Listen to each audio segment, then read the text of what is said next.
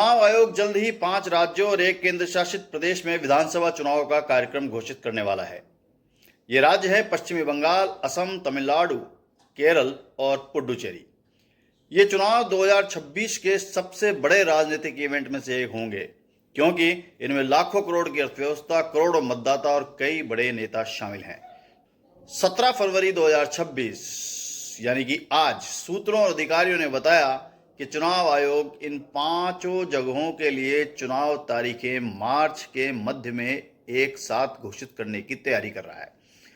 मतदान अप्रैल या मई की शुरुआत में अलग अलग तारीखों पर होने की संभावना है। कुछ राज्यों में एक चरण में तो कुछ राज्यों में कई चरणों में मतदान कराया जाएगा। ये खबर times of India, the federal और अन्य मीडिया संस्थानों में चल रही है और ये पक्की लग रही है, क्योंकि चुनाव आयोग की तैयारियां तेज हो गई हैं। ये 5 राज्य अलग अलग राजनीतिक कल्चर वाले हैं। पश्चिमी बंगाल में 294 सीटें हैं। ममता बनर्जी की तृणमूल कांग्रेस बनाम भाजपा के बीच यहाँ मुख्य मुकाबला है। भाजपा को यहाँ समूचे विपक्ष से ही भिड़ना है। लेफ्ट और कांग्रेस भी उसे चुनौती देंगे। पश्चिमी बंगाल में 2021 में 8 चरणों में चुनाव हुए थे, जो सबसे लंबा और तनावपूर्ण चुनाव था। अब आते हैं असम पर, जहां 126 सीटों पर चुनाव होने हैं। हिमंता बिस्वा शर्मा की भाजपा सरकार यहां काबिज है। 2021 में 3 चरणों में यहां मतदान हुआ था, लेकिन इस बार सूत्र बता रहे हैं कि शायद एक चरण में यहां चुनाव संपन्न कराया जा सकता है। बात है तमिलनाडु की, जहां 234 सीटों पर चुनाव होने हैं। यहां डीएमके की सरकार है और एमके स्टालिन इसे लीड कर रहे हैं। 2021 में यहां एक चरण में चुनाव हुआ था।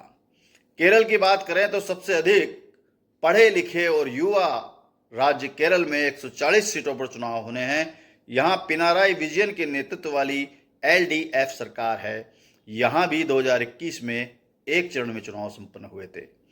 पुडुचेरी में 30 सीटें और फिलहाल वहां एन रंगास्वामी के नेतृत्व में AINRC पार्टी की सरकार है।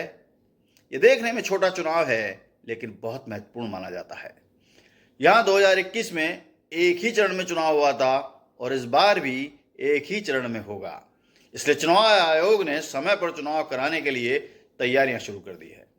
आपको बता दें कि फिलहाल चुनाव आयोग की तरफ से मतदाता सूचियों का स्पेशल इंटेंसिव रिवीजन यानी SIR की प्रक्रिया चल रही है और बंगाल में तो इसे लेकर काफी हंगामा है। इन सूचियों में करोड़ों नाम जोड़े हैं और करोड़ों नाम हटाए गए हैं। जैसे बंगाल में 58 लाख और तमिलनाडु में 97 लाख नाम हटे हैं। ये एक बहुत बड़ा फिगर है। चुनाव आयोग की टीमें राज्यों का दौरा कर रही है। अभी असम में चुनाव आयोग की टीम है। पुलिस प्रशासन पार्टियों से मीटिंग्स हो रही हैं। चुनाव 2029 के लोकसभा चुनाव का सेमीफाइनल माना जा रहा है और हमेशा ही माना जाता है। असम में भाजपा अपनी तीसरी जीत की तैयारी में जी जान से जुटी है।